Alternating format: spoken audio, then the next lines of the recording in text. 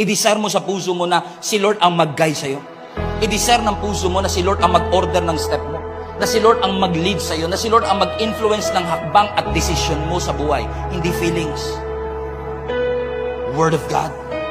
Desire for God to organize, orchestrate, direct, and dispose every steps and decisions in your life.